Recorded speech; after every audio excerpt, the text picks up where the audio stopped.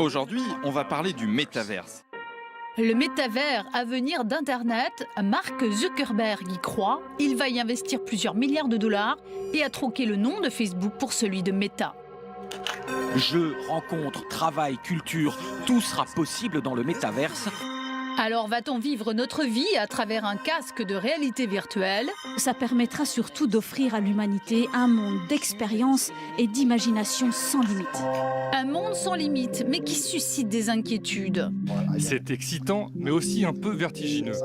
Alors notre avatar va-t-il nous remplacer? D'ici moins de 30 ans, chacun de nous aura un double, un jumeau virtuel dans ce métaverse. Du coup, achèterons-nous des appartements, des vêtements, des œuvres d'art, de la musique virtuelle? On va pouvoir acheter des parcelles où on peut construire des bâtiments, se balader dans un lieu en 3D alors qu'on est toujours chez soi. Et avec quel argent? Tout un système économique a émergé à travers notamment les crypto-monnaies.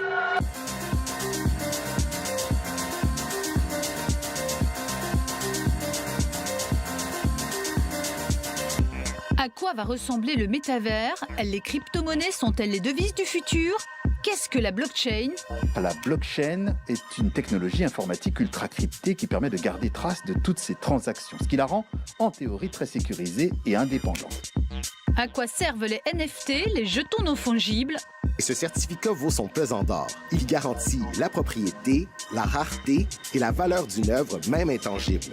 Métavers, les nouveaux mondes numériques, on en parle ce mois-ci dans Objectif Monde.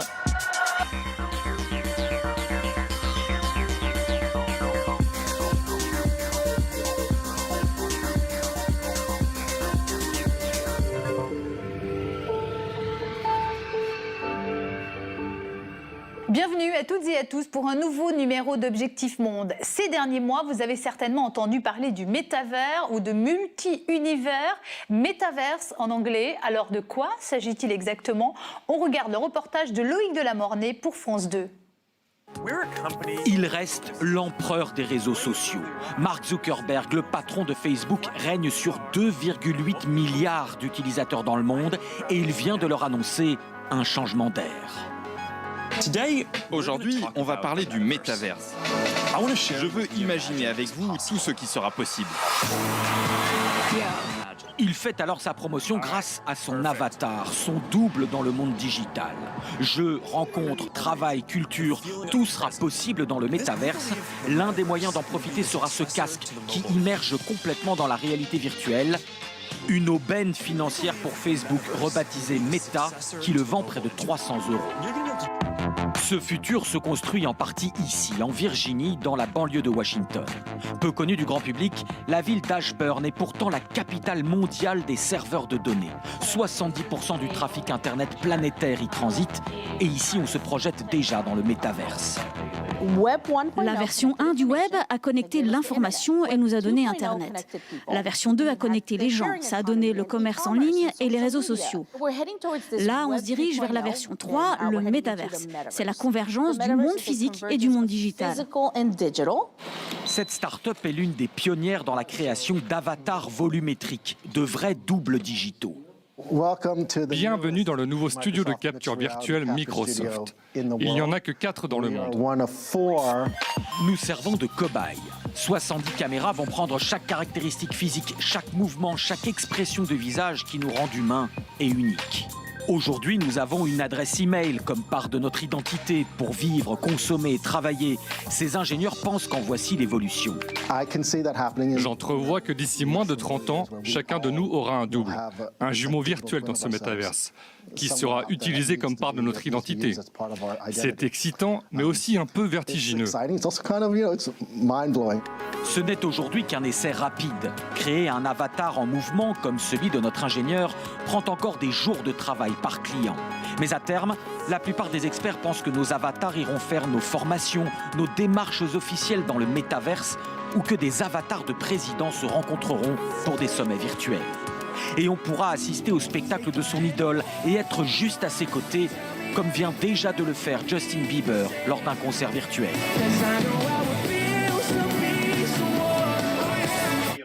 Car ce métaverse existe déjà dans une version simplifiée. Aujourd'hui, nous avons rendez-vous au siège de l'entreprise Virbela. Il est situé dans le monde digital. J'ai donc dû me créer un avatar pour aller interviewer ses dirigeants. Nous sommes dans un campus, comme on en trouverait dans une grande entreprise ou une université, avec plein de lieux pour travailler et se rencontrer. Comme dans le monde physique, on peut entrer dans un bureau, dire bonjour et en ressortir. Ici, vous pouvez tomber sur votre patron et avoir une discussion impromptue avant ou après une réunion. Les 160 employés de l'entreprise ont tous été recrutés dans le métaverse et ne se voient jamais dans le monde physique. D'autres sociétés ont installé leur siège dans ce métaverse.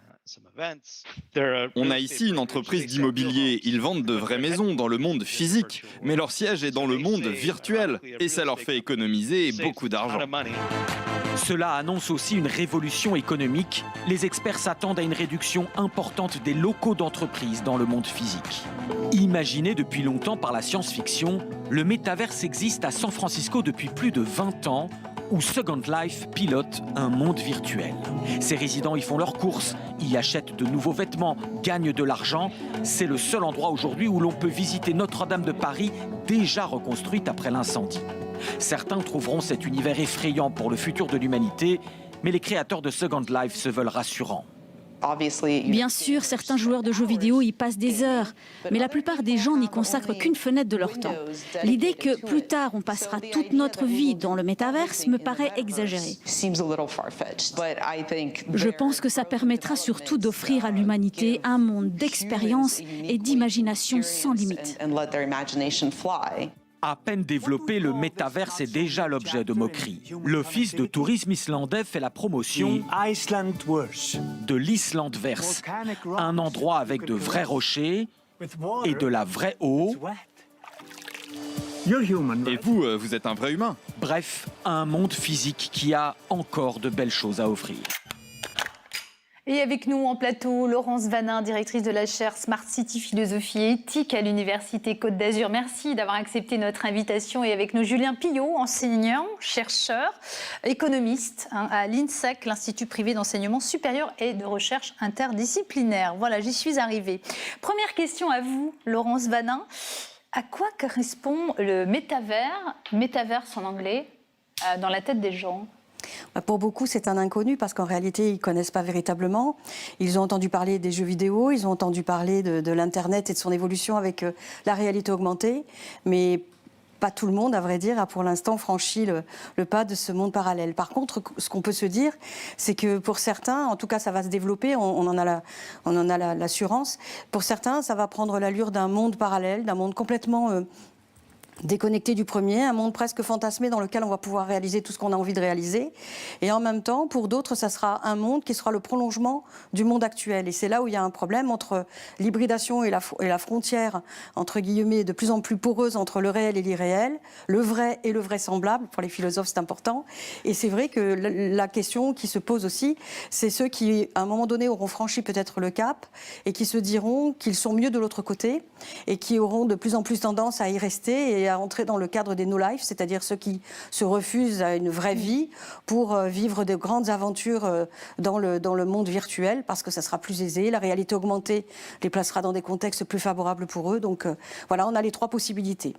Julien Pillot, pour aller dans le métavers, il nous faudra un avatar. Ce sera indispensable, on est bien d'accord là-dessus. Bien sûr, ce sera absolument indispensable. Et un avatar peut être effectivement, comme ça a été montré dans votre sujet, un clone de vous-même qui aura été virtualisé, notamment pour des applications qui seront très orientées business, très orientées entreprise.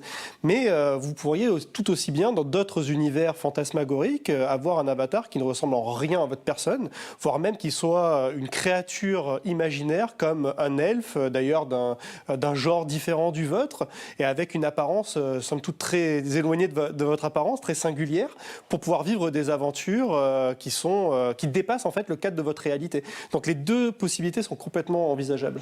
Je pourrais avoir deux avatars si je veux donc. On peut avoir autant d'avatars qu'il y a déjà de métavers, absolument. Et puis on peut aussi imaginer on peut tout à fait imaginer qu'un métavers permette la création de plusieurs avatars par utilisateur. Ça, c'est tout à fait possible. Mon avatar, si je devais avoir un avatar, il ne m'appartiendrait pas.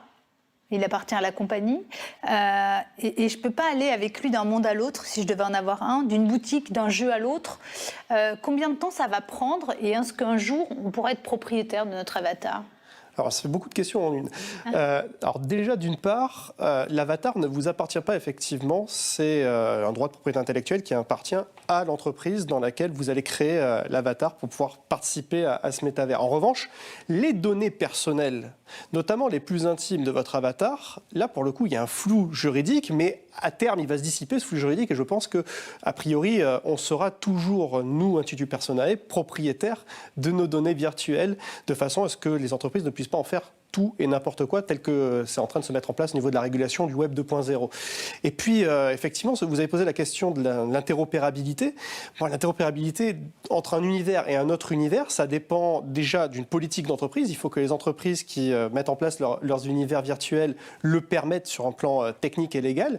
Mais il faut aussi que sur, effectivement, le plan technique, ce soit possible, parce que d'un univers à un autre, on peut avoir des langages informatiques qui sont très différents et qui ne permettent pas tout simplement la transposition de votre avatar, mais également de tout ce que vous aurez pu acquérir comme objet virtuel pour pouvoir vous vêtir, pour pouvoir vous armer, pour pouvoir faire tout un tas de choses dans cet univers-là, d'un univers à un autre. Laurence Vanin, on va regarder ensemble ce chiffre. Une personne sur 4 passera 1 heure par jour dans le métavers. 2026, c'est demain, hein. C'est dans 4 ans. Est-ce qu'on sait aujourd'hui, on commence à se pencher aujourd'hui sur le risque qu'il y ait des gens qui finalement vivent plus dans le métavers que dans le monde réel ? Ce sera peut-être plus confortable plutôt que de vivre dans une petite chambre de 20 mètres carrés, de vivre dans un univers qu'en plus on se sera créé, qu'on aura choisi, qu'on aura plus ou moins dessiné ou en tout cas choisi à sa mesure. Oui, et puis surtout, il ne faut pas oublier que le métavers vous laisse quand même dans votre petit 20 mètres carrés. C'est juste la projection dans un arrière-monde ou un au-delà du monde qui vous permet d'agir ailleurs de manière plus libre. Vous pouvez effectivement vous retrouver dans un bureau en train de travailler avec des collaborateurs à New York alors que vous résidez à Paris. Donc oui, on va y passer du temps. Déjà aujourd'hui, on se rend compte que l'Internet, tel qu'on le décrivait autrefois, eh bien, a quand même conquis un ensemble de consommateurs qui sont des usagers et qui s'en servent beaucoup parce qu'il y a une multiplicité des besoins par le travail. On l'a vu avec la situation Covid, on avait impérativement besoin d'être connectés. L'éducation qui va permettre de plus en plus de faire appel à des intelligences artificielles et de la mise en situation pour qu'on puisse se représenter peut-être mieux une bataille ou un événement historique. Et puis il y a tout le fait qu'on y travaille, on y passe du temps. Il va y avoir des espaces showroom pour s'habiller, il va y avoir de l'immobilier en vente, il va y avoir des expositions d'art. Donc on est amené à y vivre une deuxième fois et peut-être que ce monde parallèle pourra chez certains empiéter sur le monde réel. Ouais, on va justement parler de la dimension commerciale du métavers un petit peu après. À l'origine, je dis une bêtise si je dis qu'à l'origine du métavers, Laurence Vanin, il y avait le gaming, ce qu'on appelle les jeux vidéo. Ou est-ce que c'est l'inverse ? C'est peut-être qu'à l'origine des jeux vidéo, il y avait le métavers. Alors, on a surtout... C'est l'histoire de la poule et de l'œuf, peut-être. Oui, c'est ça. Mais on avait surtout des romans de science-fiction avec Stephenson qui a écrit un ouvrage qui s'appelle Snow Crash en 1992, dans lequel il évoquait déjà une espèce de petit monde métaverse qui était d'ailleurs un lieu assez élitiste, traversé par une grande avenue, genre un peu les Champs-Élysées. On se rend compte que la fiction est souvent là, mais qu'elle se déploie en matière de numérique, puisque, on l'a vu, les jeux vidéo permettent, Second Life notamment, de créer son avatar, de le créer même avec pas forcément beaucoup de différence avec ce que l'on est pour se retrouver en lui, mais cet avatar doit quand même se distinguer de moi. N'oublions pas que ça vient quand même d'une langue du sanskrit qui veut dire descendre, et se descendre au sens de redescendre du ciel, s'incarner dans le monde virtuel. Julien Piot, il y a une différence entre ce qu'on appelle les mondes en ligne, les multivers et les métavers ? Alors, il y a des différences. Ces différences vont se cristalliser au fur et à mesure justement où le concept de métaverse va se matérialiser à travers ce que vont vouloir en faire les entreprises qui investissent dedans aujourd'hui. Mais effectivement, au départ, on a les jeux de rôle. avant même le gaming jeu vidéo, on a les jeux de rôle qui nous permettent déjà de jouer un rôle dans un univers imaginé. Et puis les jeux de rôle, finalement, ont fait l'objet de multiples adaptations dans le jeu vidéo, et on a eu les premiers univers persistants, univers virtuels persistants dans lesquels, dans l'univers de Star Wars, par exemple Star Wars Galaxies, dans d'autres univers originaux comme celui d'Ultima, etc., on avait la possibilité pour des joueurs de créer un avatar pour vivre une aventure singulière dans ces univers-là. Et ces univers sont des univers virtuels, persistants, en cela où, une fois que vous êtes déconnecté de l'univers continue d'évoluer, et quand vous vous reconnectez dans l'univers, il s'est passé de nouvelles choses. Et puis, le métaverse, la grosse nouveauté, en fait, c'est de dire, OK, ces univers virtuels persistants, jusqu'à présent, ils sont vraiment ancrés dans le Web 2.0, en cela où il y a quand même une césure entre le monde réel et le monde virtuel. Et la promesse qui est portée par beaucoup d'industriels derrière le métaverse aujourd'hui, c'est de dire, OK, on va essayer de faire un pont, de jeter un pont entre ces deux univers, entre le réel et le virtuel, pour flouter finalement ces deux dimensions. Et je donne un exemple parmi d'autres, mais pourquoi pas acheter un objet dans le monde réel et puis le retrouver numérisé pour son avatar virtuel, ou au contraire, acheter dans un métaverse un objet que l'on pourrait aussi se faire livrer dans sa version réelle, dans le monde bien physique. Vous voyez, donc le métaverse, contrairement aux univers virtuels persistants, ils en ont toutes les qualités, plus une dimension supplémentaire qui consiste en fait à vraiment réussir à faire une jonction entre l'univers réel et l'univers virtuel. Et ça, c'est vraiment nouveau. Alors, vous nous parliez tout à l'heure des promoteurs les plus actifs du métavers. Parmi les promoteurs les plus actifs, il y a Mark Zuckerberg qui a investi 10 milliards de dollars. Il a quoi ? Il a senti le filon parce qu'il est plutôt le nez creux pour faire des affaires, ou alors est-ce qu'il avait besoin de faire diversion ? Facebook étant de plus en plus critiqué. Alors, il y a beaucoup de choses et beaucoup d'hypothèses en fait qui peuvent être éventuellement énoncées autour de la stratégie de Facebook actuellement, maintenant Meta. Il y a effectivement un problème autour de l'antitrust. Facebook est de plus en plus dans le collimateur des autorités de concurrence, d'ailleurs pas uniquement du côté de leur côté de l'Atlantique, mais également du nôtre. Et effectivement, il y a aussi donc cette épée de Damoclès qui est au-dessus de l'ensemble des GAFAM, et notamment Facebook, qui peut s'abattre à tout moment et qui pourrait aller jusqu'à des sanctions de type démantèlement. Pourquoi pas ? En tout cas, c'est des termes qu'on a pu entendre dans le débat public et juridique. Mais au-delà de ça, Facebook est urgé en fait de faire ce mouvement vers le métaverse pour une raison principale qui est qu'en fait Facebook est une entreprise qui ne fait qu'une seule chose finalement. C'est un réseau social. L'ensemble de son chiffre d'affaires, ça repose sur la publicité et les revenus publicitaires qui sont générés par sa capacité de pouvoir connecter les gens entre eux. Dans le Web 2.0, les réseaux sociaux aujourd'hui sont dominés par Facebook, à travers justement Facebook, mais également Instagram, WhatsApp, etc. Dans le Web 3.0, le nouveau réseau social dans lequel il faudra être, ce sera un métaverse. Et donc, si vous n'y êtes pas, ça veut dire que ces métaverses qui ont le potentiel de supplanter les réseaux sociaux tels qu'ils existent aujourd'hui, qu'on les utilise, vous risquez d'être exclu du game et vous risquez surtout de voir vos revenus publicitaires fondre comme neige au soleil. Donc Mark Zuckerberg ne peut pas se permettre de ne pas être de la partie du métaverse, et donc il est normal qu'il prenne ce virage-là, d'autant plus que pour pouvoir pénétrer dans un métaverse, vous avez besoin d'un casque de réalité virtuelle, et il se trouve que Facebook a fait l'acquisition en 2014 d'une société qui s'appelle Oculus, et Oculus, sa spécialité, c'est de créer des casques de réalité virtuelle qui aujourd'hui sont vendus entre 300 et 400 $, ce qui peut permettre en fait à Facebook de gagner de l'argent à la fois sur le hardware et sur le service. Julien Pilliot, Laurence Vanin, vous restez avec moi. On va continuer à parler du métavers. Alors pour l'instant, il n'existe pas de définition universellement acceptée du métavers. Ce que l'on peut dire, c'est qu'il est décrit comme le successeur sophistiqué d'Internet. On regarde tout de suite ce sujet de Melchior Auberson pour la RTS. Somnium, Decentraland, Sandbox, CryptoVoxel. Des noms qui n'évoquent encore pas grand-chose. Et pourtant, ils sont potentiellement les territoires de demain, d'immenses contrées numériques sur lesquelles lorgnent de plus en plus d'entreprises. Des exemples aussi de ce qu'on appelle les métavers, un terme vaste, synonyme entre autres d'univers virtuel. Alors métavers, dans la définition, en fait, c'est un monde qui va au-delà. On va pouvoir avoir une autre apparence. On va pouvoir se balader dans un lieu qui est en virtuel, en 3D, alors qu'on est toujours chez soi. Et puis aussi, on peut, dans ces mondes, acheter des parcelles où on peut construire des bâtiments. Alors non, les univers virtuels ne datent pas d'hier. Le jeu Second Life est par exemple sorti en 2003. Mais depuis, la technologie a évolué et surtout, tout un système économique a émergé à travers notamment les crypto-monnaies. Et comme dans le monde réel, on a aujourd'hui envie de soigner son avatar, soit son apparence virtuelle, ou encore d'acheter de belles œuvres d'art numérique. Nike et la marque de luxe Balenciaga proposent désormais des produits exclusifs à ce marché. Mais de plus petits acteurs se sont aussi lancés, comme cette entreprise de jeux vidéo genevoise. Donc on a un jeu qui est la plateforme où les gens peuvent jouer gratuitement, mais en plus on a des cartes à collectionner que les gens peuvent acheter soit à nous directement ou même soit sur le marché secondaire. Comme ça existe déjà dans les jeux de cartes physiques traditionnels. Des cartes qui peuvent ensuite être exposées par leurs détenteurs dans le métavers et qui viendront embellir leur avatar. Avec un succès époustouflant, vendu 500 francs il y a 5 ans, les cartes les plus rares s'échangent aujourd'hui pour près de 500 000 francs. Une véritable bulle numérique.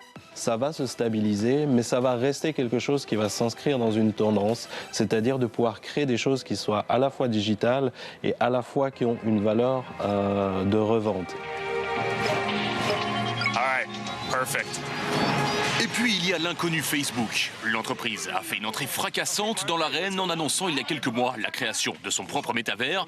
Un investissement hors norme qui promet de bouleverser les règles du jeu et pose de grandes questions sur le futur visage du web. Est-ce que la population va continuer à vraiment donner toutes ces informations privées aussi à une entité unique privée comme Facebook qui contrôlerait tout, ou alors va être vraiment attirée par un monde qui est plus ouvert. Monopole versus diversité des mondes virtuels, un enjeu majeur, mais surtout incroyablement lucratif. Le marché potentiel est estimé à 3 000 milliards de francs. Laurence Vanin, Julien Pillot, merci d'être toujours avec nous. Et en duplex de Genève, on retrouve Melchior Auberson. Alors Melchior, le métavers, c'est une bulle économique, une bulle spéculative, on peut dire ça aujourd'hui, et qui peut intéresser tous les secteurs ? Alors, en fait, chaque métavers a un écosystème économique en soi, hein, vraiment. Ils ont leurs propres règles du jeu. La plupart du temps, d'ailleurs, ils n'ont pas vraiment de règles. Hein, ils sont plutôt, justement, comme vous le disiez, dans la spéculation. Ils sont assez déconnectés aussi de l'économie réelle. Hein. Donc, oui, effectivement, on peut vraiment parler de bulles spéculatives numériques. En fait, aujourd'hui, il y a vraiment un système de paris de la part de la plupart des acteurs, que ce soit les particuliers, que ce soit les entreprises, qui vont acheter finalement, voilà, des œuvres d'art numériques pour un prix et qui vont les faire grimper petit à petit en espérant finalement pouvoir faire de la plus-value assez rapidement à la revente. Il y a les jeux vidéo, il y a aussi l'immobilier. Ça peut paraître un peu paradoxal, mais aujourd'hui, la grande mode, c'est d'acheter finalement des terrains numériques. Les entreprises le font pour avoir pignon sur rue virtuel. Les particuliers le font. Là aussi, c'est du pari en se disant que peut-être à l'avenir, ce sera là qu'il faudra être pour pouvoir exposer ses produits, pour pouvoir consommer. Donc oui, on est vraiment là dans une phase de bulle spéculative. Laurence Vanin, quels sont les domaines qui vont être les premiers concernés par le métavers ? Déjà, on peut envisager le domaine du travail. On l'a vu avec l'épisode Covid. Les gens ont travaillé de plus en plus par de la réalité augmentée parce qu'ils en avaient besoin pour recréer un espace de travail, ou en tout cas l'équivalent, parce que beaucoup de personnes étaient isolées, enfermées chez elles, et il fallait recréer du lien. Donc on ne peut pas dire que ce soit négatif en soi. Après, bien entendu, tout ce qui est commerce, tout ce qui est le monde du luxe, les showrooms dans lesquels vous pourrez avoir des présentations de défilés de mode, tout ce qui rejoint en fin de compte la vente qu'on trouve aujourd'hui, mais avec un prolongement. Puis peut-être aujourd'hui, puisque c'est une bulle spéculative et ça répond à des lois des marchés, eh bien justement du luxe pour que ça puisse faire rêver. Et on retrouvera aussi tout ce domaine, on l'a dit, dans l'immobilier. Et puis je pense aussi à tous ceux qui vivent dans des États qui sont des espaces limités. Je pense à Monaco, qui est un petit État et qui a besoin peut-être d'une expansion pour pouvoir continuer la spéculation financière. Vous voulez dire dans petit un État lieu, par la dimension, par le territoire, la dimension du kilomètres du territoire. Ouais. Exactement, pas un petit État financièrement, vous l'avez bien compris. Mais par contre, ils sont partenaires de TV5 Monde. Non, tout à fait. Non, je dis absolument pas péjorativement. Au contraire, c'est pour dire que comme c'est un petit État, géographiquement, ils ont besoin de cette expansion qui va leur permettre de créer une expansion de du pays monégasque avec en plus des transactions supplémentaires.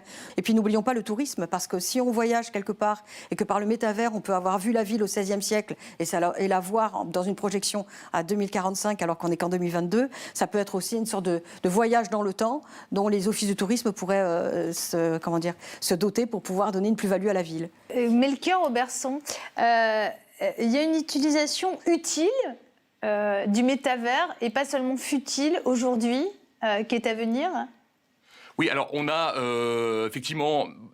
On parle beaucoup de jeux vidéo. Il y a peut-être un aspect aussi qui était assez intéressant, qui a été expérimenté il n'y a pas longtemps, par exemple, dans Fortnite, qui est un certain type de métavers aussi, un jeu vidéo, mais un certain type de métavers aussi.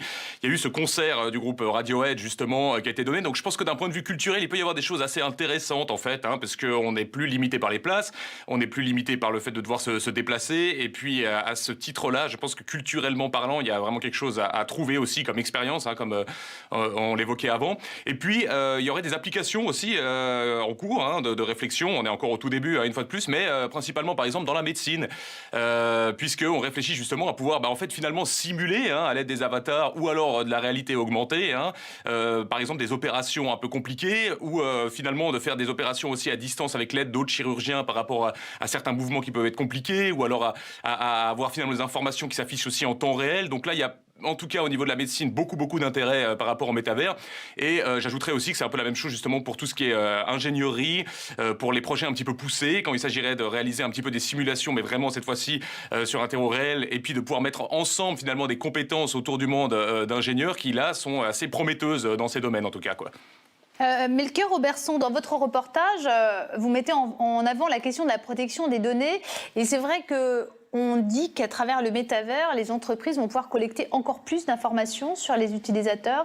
Disons qu'aujourd'hui déjà, vraiment le but de certaines entreprises, pour pas les nommer comme Meta ou enfin voilà les réseaux sociaux, c'est vraiment de dresser le profil finalement de la personne qu'on est pour savoir ce qu'on consomme et ce qui nous intéresse. Aujourd'hui, on le fait avec les interactions à travers les likes essentiellement ou les vidéos qu'on regarde. Dans le métavers, on va pouvoir aller beaucoup plus loin pour dresser le portrait d'une personne. On va pouvoir voir ses interactions pour de vrai, quasiment en temps réel avec d'autres gens. On va pouvoir voir où est-ce qu'il se rend, comment il le fait, quand est-ce qu'il hésite à dépenser, est-ce qu'il va dans tel magasin après tel magasin, est-ce qu'il est influencé par certaines autres personnes, certains autres produits qui seront sur le métavers. Donc on pourra vraiment dresser totalement en temps réel le portrait de la personne. Et puis là, c'est clair qu'en termes de protection des données, il y a un enjeu gigantesque parce qu'on va vraiment tout donner quasiment en termes de personnalité de ce qu'on est dans le métavers. Et on en parlait un petit peu avant. C'est clair que là, la régulation à ce niveau-là devra être un peu plus, je pense, efficace que ce qu'elle est aujourd'hui en la matière. Maintenant, il y a une deuxième question qui se pose, qui a été évoquée dans le reportage et qui je pense, est essentielle. C'est la question de savoir finalement, est-ce que les utilisateurs des futurs métavers, on parlait de métavers dominants avant justement, ils vont aller se diriger automatiquement vers Meta, où là, ça sera très compliqué finalement d'exercer une certaine forme de protection des données, ou alors est-ce qu'ils vont préférer sur ce Web 3.0 décentralisé, en tout cas dans ce qu'on voudrait qu'il soit décentralisé, dans l'utopie, est-ce qu'ils vont préférer des métavers qui appartiennent un petit peu à leurs utilisateurs, qui appartiennent un peu à la communauté, ou peut-être que là, il y aura des règles un peu plus fermes sur la protection des données. Ça, c'est aussi l'avenir qui nous le dira. Quel métavers prendra le dessus sur l'autre? Et c'est là où l'enjeu de la question des données se posera, justement. On va revenir vers vous, Melchior Auberçon. Cette question de la protection des données, elle est cruciale, d'autant plus si on imagine que les réseaux sociaux se passent sur le métavers. Ça veut dire qu'en plus, on échappera à toute modération de contenu. Il faut absolument légiférer très rapidement et par avance sur la question de la protection des données. Il va falloir légiférer. Bien au-delà de la RGPD. Oui. Le RGPD a ses limites. Il va falloir anticiper sur les questions à venir. Il va falloir aussi reconsidérer, presque même avec un imaginaire débridé, jusqu'où ça pourrait aller. Parce que c'est ce qui nous fait défaut parfois, c'est la vision. On a une vision trop courte.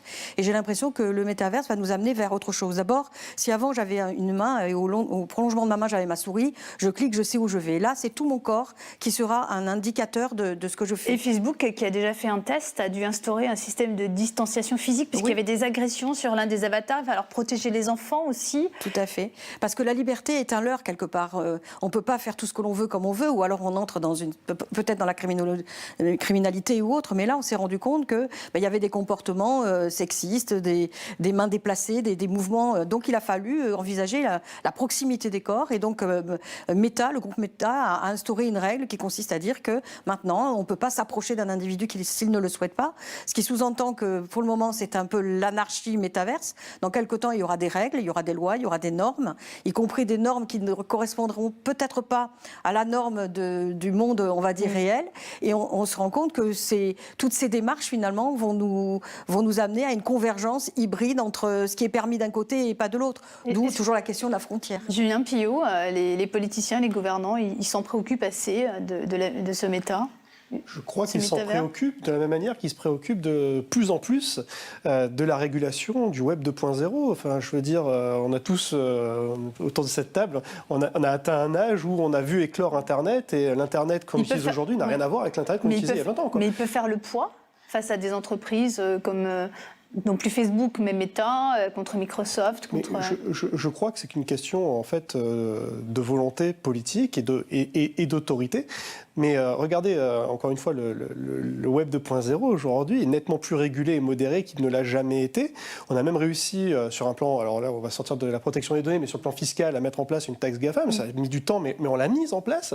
Et toujours est-il que les États ont pour eux en fait la possibilité de faire la loi, de faire le droit, et à travers la puissance qui leur est conférée par la Constitution, eh bien, de pouvoir faire plier n'importe quelle entreprise qui est une entreprise de droit. Je crois que, alors c'est peut-être un biais d'optimisme que je peux avoir, mais je crois qu'on mettra beaucoup moins de temps finalement, parce qu'on a justement le recul nécessaire et on a pris un peu d'expérience et surtout on a acquis de la connaissance. Je crois qu'on mettra beaucoup moins de temps à réguler les métavers que ce qu'on a mis pour réguler le Web 2.0. C'est le pari que je fais. Melchior Auberson, on parle beaucoup de la fracture numérique dans beaucoup de pays dans le monde, mais aussi en Suisse, ça existe. Le métavers, il va aggraver, il y a des risques qu'il aggrave cette fracture numérique. C'est vrai qu'en Suisse, ça peut sembler un petit peu contre-instinctif, si vous me permettez l'expression, parce que voilà, on est un pays effectivement ici aisé, mais il faut savoir qu'il y a une étude récente qui est parue qui montrait qu'il y avait à peu près 1,5 million d'adultes en Suisse, sur 8 millions, c'est quand même une belle proportion, qui n'avaient pas suffisamment, voire pas du tout de connaissances en matière de technologie et d'information. Et c'est quelque chose qui s'est particulièrement vu, alors j'imagine aussi comme d'autres pays du monde lors de ces 2 ans de pandémie, où finalement, en fait, les ménages assez aisés qui avaient accès à l'information ont su finalement faire cette transition de travail à distance, de pouvoir mettre les enfants en bonnes conditions aussi à l'école pour qu'ils puissent suivre les cours à distance, et puis que parmi les ménages peut-être moins aisés ou moins éduqués en matière numérique, et ben c'était plus compliqué. Ça a aggravé en fait un petit peu justement l'inégalité numérique par rapport à ça, et puis donc l'inégalité tout court.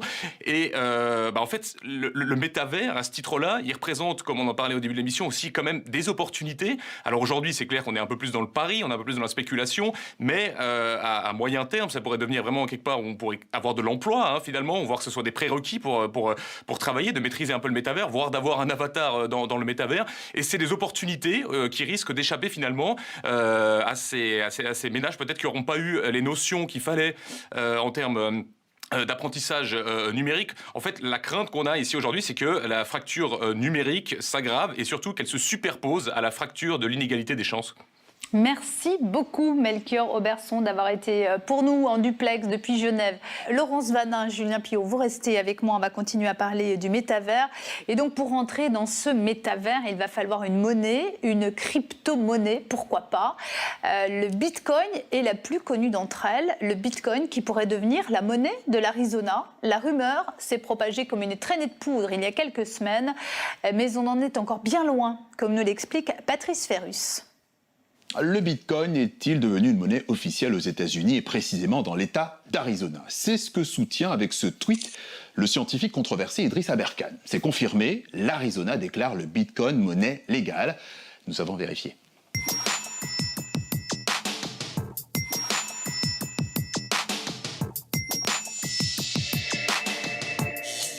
À vrai dire, ce qu'affirme ce tweet est faux. Il suffit de lire le message qu'il relaie et qui parle, lui, d'un projet de loi à l'étude pour légaliser le Bitcoin en Arizona. Un projet Bitcoin porté par la sénatrice républicaine Wendy Rogers, une pro-Donald Trump. Et pour l'instant, l'opération est loin d'avoir abouti. C'est plus un coup de communication qu'autre chose. Si on a une industrie à attirer, autant envoyer des messages politiques forts qui donnent envie aux entrepreneurs de venir chez nous et de s'installer pour construire leur entreprise en Arizona ou plus largement aux États-Unis, plutôt que dans un autre pays. Et que dit ce texte? Eh bien que le Bitcoin s'ajouterait à la liste des moyens de paiement légaux dans l'État et il permettrait aux citoyens de payer notamment leurs impôts. À 10 mois des élections de mi-mandat, la thématique parle beaucoup à l'électorat de Randy Rogers. Plus d'autonomie vis-à-vis de l'État fédéral, c'est d'ailleurs l'une des lignes traditionnelles du Parti républicain. Randy Rogers est très représentatif d'un courant chez les républicains qui est très méfiant envers l'État fédéral, qui aimerait bien, par exemple, que l'État fédéral perçoive moins d'impôts. Ce qu'elle souhaite, en déposant ce projet de loi, c'est essayer de reprendre un peu d'autonomie par rapport à Washington, reprendre un petit peu le contrôle de la politique monétaire de l'Arizona. Et forcément, l'idée fait son chemin en Arizona, l'un des États américains très en pointe dans le domaine des crypto-monnaies. L'Arizona, en 2017, avait déjà conféré une sorte de validité juridique aux signatures sur blockchain et aux smart contracts, donc ces programmes qui circulent dans les blockchains et qui permettent d'automatiser des transactions. Car la blockchain est une technologie informatique ultra cryptée qui permet de garder trace de toutes ces transactions, ce qui la rend en théorie très sécurisée et indépendante. Et concernant la monnaie, cette indépendance de la blockchain n'est pas forcément bien accueillie par des institutions financières et étatiques qui veulent garder la main dans ce secteur. C'est Washington, le Congrès fédéral, qui, d'après la section 8 de la Constitution américaine, a le pouvoir de battre aux monnaies et décider de tout ce qui concerne la politique monétaire. Autrement dit, sur un sujet aussi régalien, il faudra obligatoirement un texte bipartisan, républicain-démocrate. Il faudra aussi l'aval du gouverneur d'Arizona et celui de la Cour suprême des États-Unis si elle est saisie. Il serait très surprenant qu'elle valide le projet. La Cour suprême, depuis la guerre de sécession, a quand même très précisément défini que les États-Unis étaient indestructibles, qu'il ne fallait pas mettre en péril l'union. Or, la monnaie fait partie de ce qui fait l'union des États-Unis. Donc, ce serait vraiment surprenant que aux États-Unis, on rompe avec cette monnaie historique et avec, en plus, ce qui fait, c'est l'un des moteurs de la puissance américaine dans le monde. Et au Salvador, c'est d'ailleurs le dollar américain qui a remplacé le colon salvadorien en 2001. Mais depuis septembre dernier, le Bitcoin a lui aussi cours dans le pays. Une situation qui déplaît au FMI, qui exhorte le Salvador à retirer au Bitcoin le statut de monnaie légale. Voilà, à vrai dire, une chronique qui vous permet de démêler le vrai du faux et qui fait la chasse aux fausses infos chaque semaine sur TV5 Monde. Julien Pilliot, est-ce que vous pouvez nous expliquer simplement ce qu'est la blockchain? Patrice Ferrus l'a plutôt très bien fait, mais est-ce qu'on a même besoin de comprendre en fait ce qu'est la blockchain? Non, on n'a pas besoin de comprendre ce qu'est la blockchain. La blockchain, c'est une technologie et la technologie nous entoure. Sur ce plateau, on est plein de technologies tout autour de nous et en fait on n'a pas, nous en tant qu'utilisateurs, à en comprendre les rouages, on a à en comprendre les usages et ça me permet aussi de rappeler que crypto-monnaie est probablement un terme qui est très largement galvaudé pour pouvoir décrire le Bitcoin mais également toutes les autres cryptos qui sont adossées à sa même technologie sous-jacente qu'est la blockchain parce que ce ne sont pas des monnaies. John Hicks a très bien déterminé ce qu'est une monnaie. Une monnaie, elle doit pouvoir être en capacité de pouvoir remplir 3 fonctions, étalon de valeur, réserve de valeur et intermédiaire d'échange. Et le Bitcoin, quand bien même il aurait éventuellement une autorisation de pouvoir avoir libre cours dans un État, il ne sera jamais en capacité de pouvoir remplir ces 3 fonctions. Éventuellement, étalon de valeur, pourquoi pas? Étalon de valeur, c'est ce qui permet de dire que sur ce plateau, votre stylo vaut tant en euros, votre tablette vaut tant en euros. La tablette vaudra plus cher que le stylo, ce qui veut dire qu'il faut plus de quantité de travail pour pouvoir vous payer une tablette par rapport à un stylo. Et là-dessus, effectivement, avec un Bitcoin, vous pouvez tout à fait avoir cet étalonnage de valeur également. En revanche, déjà, l'intermédiaire des échanges, ça va être compliqué d'aller acheter votre stylo ou votre tablette avec un Bitcoin. En tout cas, il ne sera pas accepté de partout. Et puis, dernière chose, et c'est la plus importante, c'est la réserve de valeur. Aujourd'hui, vous savez qu'avec 1 euro, vous pouvez avoir une baguette de pain et qu'à la fin de l'année, votre euro, avec ce même euro, vous aurez toujours une baguette de pain ou pas loin. Avec un Bitcoin, en fait, aujourd'hui, le Bitcoin, il vaut un peu plus de 30 000 euros. Il y a quelques mois, il en valait 60 000. Peut-être que dans 6 mois, il en faudra 20 000. En fait, globalement, il y a une telle variation de la valeur du Bitcoin que vous ne pouvez pas, vous, en tant qu'utilisateur du Bitcoin, avoir avec certitude la capacité d'achat que vous pourriez avoir avec ce Bitcoin. Ce qui en fait un outil de spéculation, vraiment un actif spéculatif, au même titre que tout un tas d'autres actifs sur lesquels on peut éventuellement enchérir sur les marchés boursiers. Et donc, d'après ce que vous me dites, en fait, on pourra quand même difficilement imaginer qu'un jour une crypto-monnaie remplace une devise. Enfin, c'est-à-dire l'euro, le franc suisse, le dollar canadien, américain. À plus forte raison lorsque les États ou les zones économiques tirent une influence capitale de leur capacité à pouvoir battre monnaie. Et effectivement, ça a été dit dans le sujet en ce qui concerne la Federal Bank des États-Unis d'Amérique. Ouais. Ce serait la même chose pour la BCE. On n'a pas du tout d'intérêt à avoir une espèce de bicamérisme qui se mettrait en place, c'est-à-dire à côté de la monnaie officielle, avoir une monnaie officieuse qui pourrait permettre de solder les transactions et finalement de rentrer en compétition avec la monnaie officielle. Sachant qu'en plus de ça, il y a une vieille loi qui s'appelle la loi de Gresham qui peut se résumer ainsi, qui dit qu'en fait, lorsqu'il y a dans un système deux monnaies qui sont communément admise, la mauvaise monnaie finit toujours par chasser la bonne. C'est-à-dire que la monnaie de moins bonne qualité, celle qui nécessite finalement le moins de coûts de contrôle de la masse monétaire, etc., et puis aussi sur la qualité des transactions qui lui sont associées, va finir par chasser, parce qu'elle coûte moins cher pour l'utilisateur finalement, la bonne monnaie. Et au final, ça crée des inefficiences pour l'ensemble de la société. Bon, effectivement, lorsque vous êtes la Fed, lorsque vous êtes la BCE, vous n'avez pas du tout envie que le Bitcoin ait cours légal. En fait. Julien Pilot, est-ce qu'aujourd'hui on peut dire que la crypto-monnaie, on aura besoin de crypto-monnaie pour entrer dans le métavers? Pas nécessairement. C'est encore un choix un choix souverain de la part du développeur de la matrice du métaverse. La question est de savoir si effectivement dans les métavers il y aura une économie. Évidemment, oui. Puisque sans économie, il n'y aura pas de métavers parce qu'il n'y aura pas d'investissement pour pouvoir créer ces métavers. Mais la question de savoir comment est-ce que cette économie va être régulée et quelle sera la monnaie virtuelle qui aura cours dans l'univers, c'est un choix qui appartient à la fois aux régulateurs pour ce qui concerne justement la régulation, mais c'est aussi un choix qui appartient à part au développeur du métavers qui va dire « Ok, dans mon univers, j'accepte tel type de monnaie, tel type de transaction ». Ou je ne l'accepte pas. Et on peut imaginer à peu près combien coûtera le fait d'avoir un avatar, d'entrée. Il y aura un droit d'entrée dans le métavers, parce que ça coûte extrêmement cher à développer pour le moment. C'est des investissements colossaux. Absolument. Alors, là encore une fois, c'est une décision qui appartient aux développeurs, aux propriétaires du métavers. On peut tout imaginer.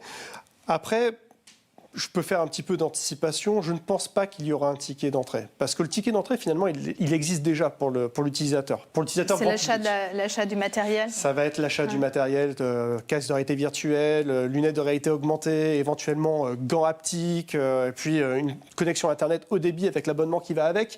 On peut tout imaginer, en fait. Et c'est déjà un gros ticket d'entrée, finalement. Mais pour que l'univers, finalement, fonctionne, ce qui est intéressant pour les promoteurs de ces univers-là, c'est qu'il y a un maximum d'utilisateurs. Donc plus vous avez un ticket d'entrée qui est important, moins vous avez d'utilisateurs. En revanche, ce qui peut être très très intéressant pour ces acteurs-là, c'est d'avoir un maximum d'interactions et de transactions à l'intérieur de l'univers.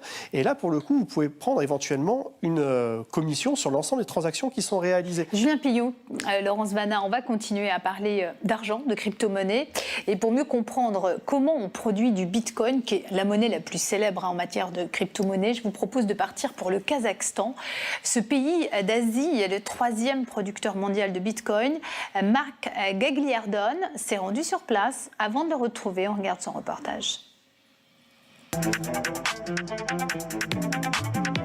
Je m'attendais à quelque chose de gros, mais c'est vraiment énorme. On est en plein milieu des steppes kazakhs et ça mine du Bitcoin.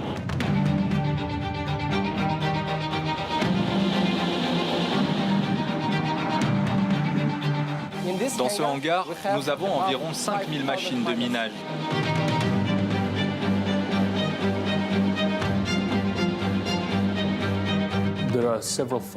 Il y a plusieurs atouts que nous avons la chance d'avoir au Kazakhstan et qui expliquent le boom du business du minage de Bitcoin.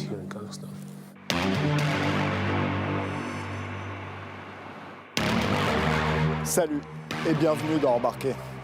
Changement de climat, changement de continent, je suis à Nur-Sultan, la capitale du Kazakhstan. Nur-Sultan, c'est le prénom du président Nazarbayev qui a régné sur le pays pendant 30 ans, jusqu'à 2019.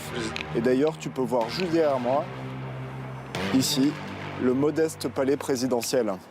Car oui, le Kazakhstan, c'est ce qu'on appelle chez nous un régime présidentiel autoritaire.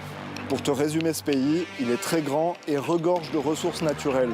Du pétrole, du gaz, des minerais, il y a tout ce que tu veux. Mais ce n'est pas pour ça que je suis venu. Si je suis ici, c'est parce qu'en quelques années, le Kazakhstan est devenu une des plaques tournantes du minage de Bitcoin. Et je vais t'expliquer pourquoi dans cette vidéo.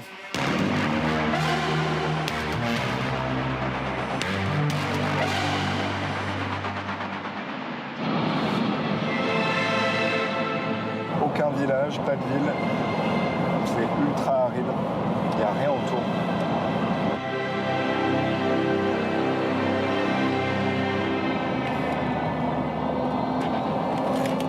Je quitte la très clinquante capitale Nur-Sultan pour aller visiter le plus grand centre de minage de Bitcoin du pays. Et c'est Aigerim qui m'emmène là-bas. Elle travaille pour l'association des mineurs de Bitcoin kazakh. Salut, enchanté. Enchanté également. Tu peux me dire où nous allons? Alors nous allons dans un complexe de minage qui se trouve dans la ville d'Ekibastuz, à environ 300 km d'Astana Nur-Sultan. Oui, c'est l'un des plus gros complexes de minage du Kazakhstan. On va aller voir ça.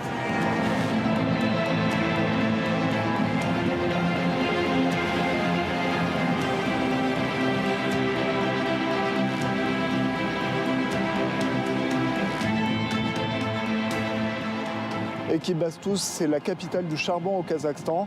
C'est là qu'on exploite la plus grande mine de charbon du pays. Et c'est également ici que s'est installé un des plus grands centres de minage de Bitcoin au monde. On va aller le visiter.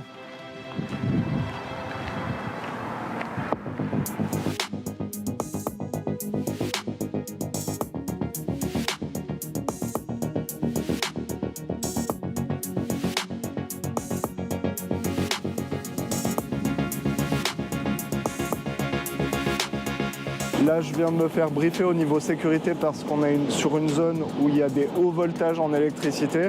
Donc le casque est obligatoire et je vais le mettre direct. Il y a énormément de bruit. Ça, c'est les machines qui tournent.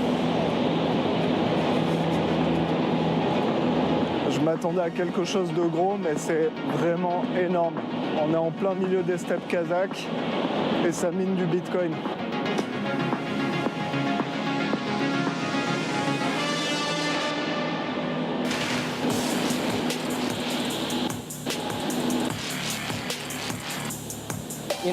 Dans ce hangar, nous avons environ 5000 machines de minage. Je m'appelle Yerassil. Je suis le responsable de ce hangar, un des hangars. En ce moment, il y a environ 70 personnes qui travaillent ici. Et là, je ne te parle que du personnel technique. On surveille toutes les machines de minage du hangar 24 heures sur 24.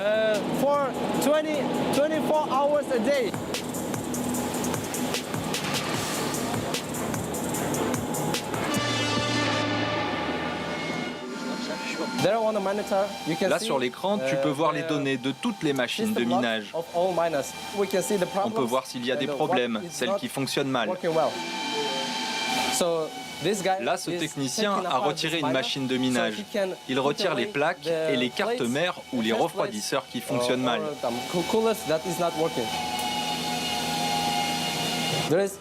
Voici le responsable du site, Yesain. Il a été formé en Chine par Bitmain. Il est revenu ici et il nous a formés.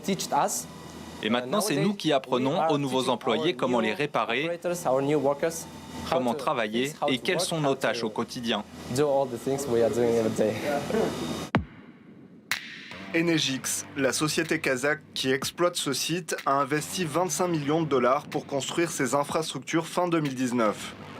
8 hangars remplis par environ 50 000 mineurs de Bitcoin qui tournent en permanence et qui sont alimentés directement par la centrale électrique à charbon locale qui fournit les 180 MW d'électricité nécessaires à leur fonctionnement. 180 MW, pour te donner une idée, c'est l'équivalent de la consommation d'une ville d'environ 100 000 habitants.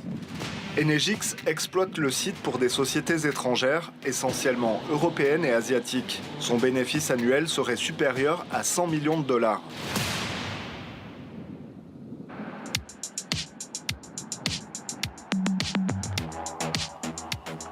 Pour comprendre comment le Kazakhstan s'est transformé en quelques années en 3e puissance mondiale en termes de minage de Bitcoin, je suis de retour dans la capitale. Et plus précisément au Astana Hub, c'est le pôle technologique du pays. Il regroupe des startups, des universités sur un campus géant. Je vais retrouver Alan Doriev, c'est le président de l'association des mineurs de Bitcoin kazakh et le vice-ministre de l'Industrie.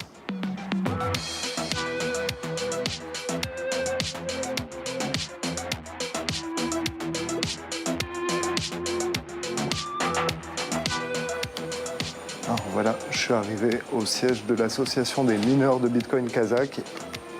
C'est ici. Hi Alan, nice to meet you. Salut Alan, enchanté.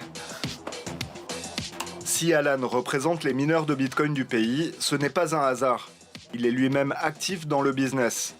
En 2016, il dirigeait une centrale électrique et ne savait pas quoi faire des énormes quantités d'énergie disponibles mais non utilisées. Ses associés et lui ont investi 1,5 million de dollars dans du matériel de minage. Ils l'ont rentabilisé en seulement 6 semaines. C'est là que l'aventure du minage du Bitcoin au Kazakhstan a commencé. Avec son association, il fait du lobbying auprès des politiques et professionnalise le secteur du minage. Hier, j'étais à Ekibastuz et j'ai pu découvrir ce qui est probablement le plus grand centre de minage du monde. Comment le Kazakhstan est devenu si important dans le business du minage ces dernières années? Je crois que le Kazakhstan dispose par chance de plusieurs atouts. D'abord, le prix de l'électricité. Pour plusieurs raisons, le prix de l'électricité est assez bon marché. Et nous avons aussi le bon climat. Ici, au Kazakhstan, nous sommes au mois d'octobre et il fait déjà 0 degré. Et ça, c'est vraiment bien pour le matériel, parce qu'on a besoin d'air frais et de températures basses pour refroidir les machines de minage. Donc, ces deux facteurs auxquels s'ajoute un contexte fiscal assez attractif pour les investisseurs au Kazakhstan contribuent au boom du business de minage de Bitcoin dans le pays. Je voudrais savoir quelles sont les difficultés que vous pouvez rencontrer dans ce business. Le principal challenge actuellement, c'est l'électricité, parce qu'on a déjà pris l'énergie disponible. Et malheureusement, on a du mal à contrôler la consommation de ceux qui font du minage chez eux. Ça met le réseau électrique sous pression. En ce moment, nous essayons de trouver un accord avec le gouvernement pour trouver une solution à cette situation. Le gouvernement voit bien que ce business est en pleine croissance. Mais en même temps, on ne peut pas mettre la stabilité de notre production électrique dans une position où il faudrait couper l'électricité pour la population.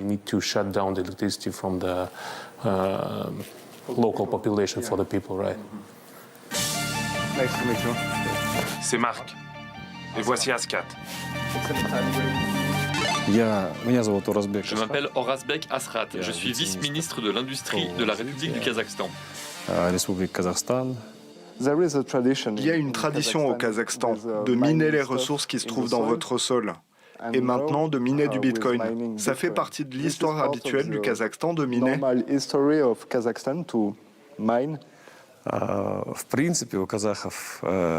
À l'origine, les Kazakhs, comme tous les nomades, avaient comme tradition d'extraire des ressources du sol et d'en faire commerce avec les peuples voisins. C'est un usage, ça fait partie de notre psychologie. Et encore aujourd'hui, le minage des ressources nous permet de gagner de l'argent, de nous enrichir. Vous possédez des bitcoins? Et vos collègues au gouvernement? Vous savez, les fonctionnaires, c'est une caste tellement fermée, du coup, personne ne parle trop de ses possessions. Mais j'en vois certains qui semblent parfois regarder les plateformes de trading sur leur smartphone.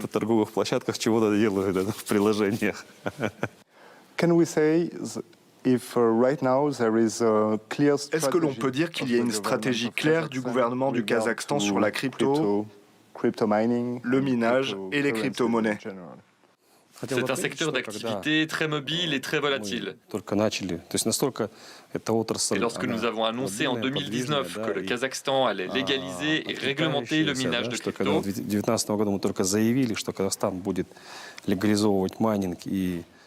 nous avons vu très vite arriver de gros investissements dans les infrastructures de minage. Et maintenant, nous occupons la 3e place mondiale en termes de volume de minage après la Chine et les États-Unis.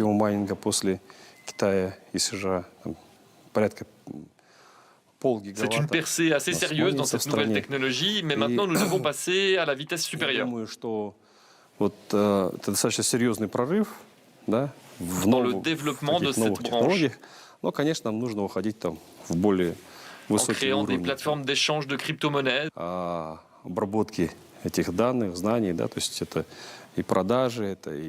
des fonds d'investissement, des startups actives dans la blockchain.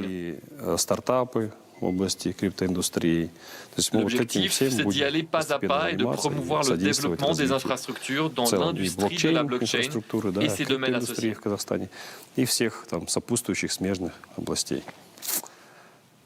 Спасибо.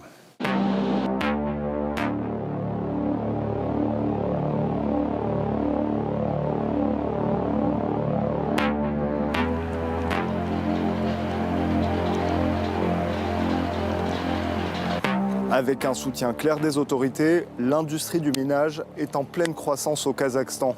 Aucune ombre au tableau, en apparence. Pendant mon séjour, Alan a appris que le nombre de permis d'exploitation octroyés aux sociétés de minage n'allait pas progresser pour les prochaines années. La raison, c'est que les capacités de production électrique du pays atteignent leurs limites. Une autre ombre au tableau, c'est la manière de produire cette électricité. Comme tu le vois derrière moi, 80% de la production électrique du Kazakhstan provient de centrales à charbon extrêmement polluantes.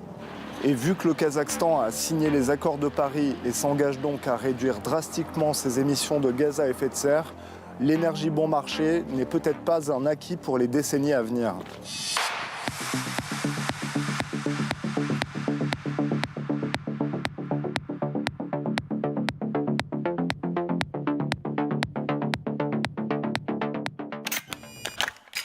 Voilà, donc c'était nouveau diffusé sur la RTS et sur YouTube. Marc Gagliardone, vous êtes en duplex pour nous depuis Genève.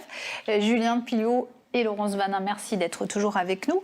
Première question à vous, Marc Gagliardone. Votre reportage, il a été tourné avant la guerre menée par la Russie en Ukraine, avant les manifestations également au Kazakhstan, qui ont été violemment réprimées et qui ont fait plusieurs centaines de morts.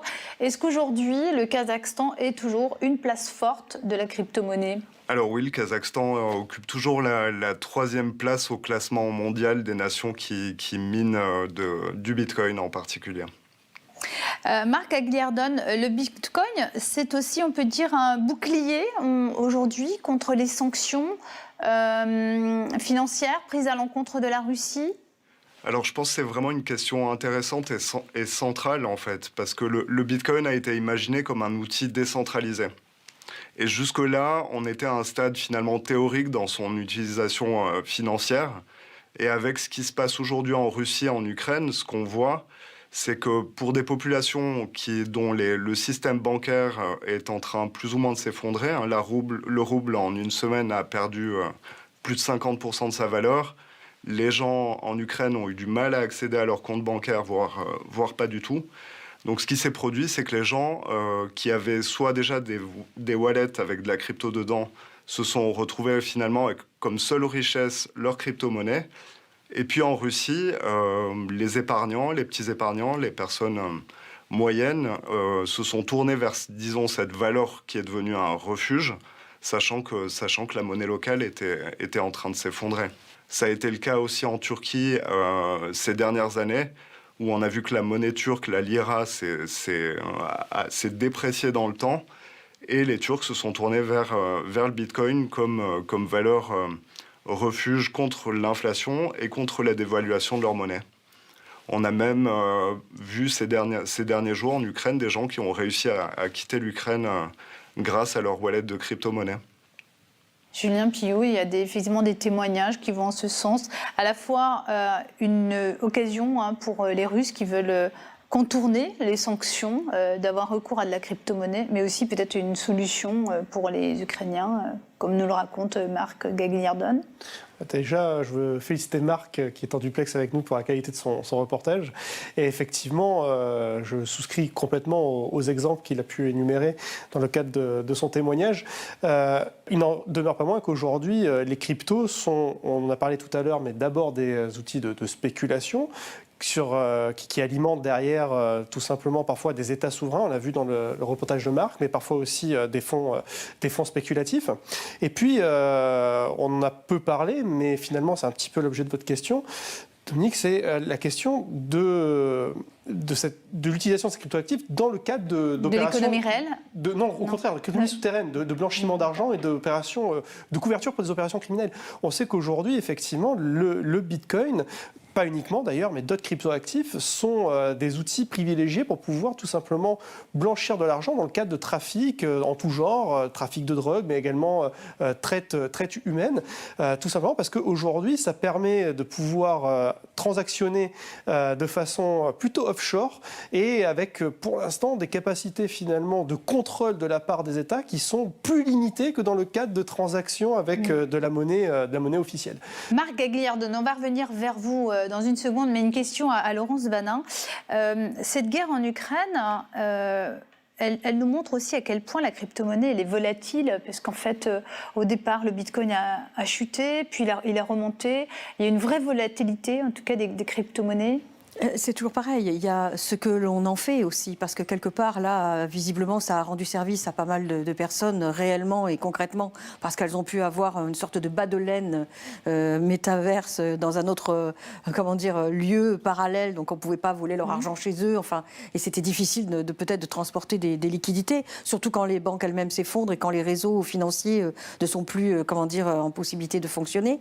Donc ça peut avoir son utilité, mais on se rend compte aussi que, effectivement, ça peut être du blanchiment d'argent, mais c'est aussi une monnaie qui est fluctuante en fonction des circonstances et du moment. Pour moi, ça me fait penser un peu à du troc. On a normé quelque chose qui est dans un espace auquel on s'habitue de plus en plus. Parce que quand on joue à un jeu, par exemple, on a toujours des crédits. On peut rajouter de l'argent réel si on veut gagner plus vite, mais on a aussi tout un crédit de vie, un crédit d'options, de joker presque à mettre en œuvre. Et on a l'impression que le métavers, c'est un peu ça, cette possibilité de jouer sur 2 degrés, sur 2 niveaux. Ça peut être utile, effectivement, dans certains cas. Et heureusement, sinon, ça voudrait dire qu'on condamne totalement le métaverse. Mais en même temps, ça peut aussi avoir sa dangerosité. On est dans le paradoxe, en réalité. C'est toujours la chose qu'on a soulignée, le réel, le non réel, le vrai, le vraisemblable. Et puis surtout, on s'interroge aussi sur le sens de l'existence. Moi, ça m'interpelle beaucoup. Je me demande, surtout quand on voit, et merci pour ce beau reportage, où on se rend compte surtout de la transition écologique qu'il va falloir mener, parce qu'on veut remplacer un système qui est absolument abominable pour le climat et pour la planète, par un système qui est tout aussi abominable. Et on se dit, est-ce que justement, on va prendre la mesure aussi de ces gens qui vivent vraiment pleinement dans le concret? Et est-ce qu'il ne va pas y avoir un défaut d'humanité vis-à-vis des devoirs de l'humanité vis-à-vis d'elle-même, j'ai envie de dire. On va y revenir, Laurence Vanin, justement, à cette dimension absolument énergivore de la crypto-monnaie. Marc Gagliardone, qu'est-ce que ça veut dire? Qu'est-ce que ça signifie, avec des mots simples, miner de la crypto-monnaie? Alors, avec des mots simples, en vérité, c'est pas vraiment facile de l'expliquer. Tout à l'heure, je vous entendais parler de l'époque où on essayait d'expliquer les protocoles de connexion Internet. On est un peu dans le même cas de figure, finalement. Donc, je vais essayer de vous l'expliquer avec des mots les plus simples possibles. Dans le reportage, vous avez vu ces hangars avec ces rangées de milliers d'ordinateurs. Le rôle de ces ordinateurs, c'est de valider des transactions du réseau Bitcoin. En échange de quoi, les mineurs, la société qui exploite ces machines, reçoit une fraction payée en Bitcoin qui constitue en fait les couches successives de Bitcoin jusqu'aux fameux 21 millions de Bitcoin qui seront les seuls à être en circulation. Oui, c'est ça. Donc voilà, j'espère que j'ai réussi à rendre ça un petit peu intelligible, mais franchement, c'est pas une notion qui est très simple. Merci, professeur. Parfait. Julien Pillot, on sait que le Bitcoin, c'est fini. Hein. On ne pourra pas... oui, c'est fini, quoi. Il y aura un certain nombre de Bitcoins absolument. qu'on pourra miner. Absolument. Marc a donné le bon nombre à l'instant. C'est 21 millions. Ça a été prévu par le créateur finalement du Bitcoin, qui a mis dans son langage informatique cette limite en fait qui sera indépassable. Donc on sait qu'à terme, il y aura 21 millions de Bitcoins qui auront été minés. Et aujourd'hui, au moment où on se parle, on estime qu'il y a entre 89 et 90% des Bitcoins qui ont déjà été minés. Et pour miner les 10% restants, il nous faudra attendre probablement le premier tiers des années 2100, ce qui en fait doit se traduire ainsi dans notre réflexion. C'est la capacité de calcul et d'énergie pour alimenter cette capacité de calcul qui est nécessaire au minage. Pour pouvoir miner un Bitcoin supplémentaire aujourd'hui, est infiniment supérieure à celle qu'elle était pour pouvoir miner les Bitcoins qui ont déjà été minés. Et ça doit quand même nous alerter quand on connaît finalement le caractère très énergivore de la crypto-monnaie. Justement, on va regarder cette tablette et on voit que le Bitcoin dévore plus d'électricité que de nombreux pays. Le mirage du Bitcoin, on a l'impression que la tech, finalement, elle ne joue pas vraiment le rôle de l'écologie. Alors la question, je pense franchement qu'elle est un peu plus complexe que ça. C'est une technologie, il faut quand même le rappeler que le Bitcoin est né en 2014, donc on peut pas dire que ce soit très ancien.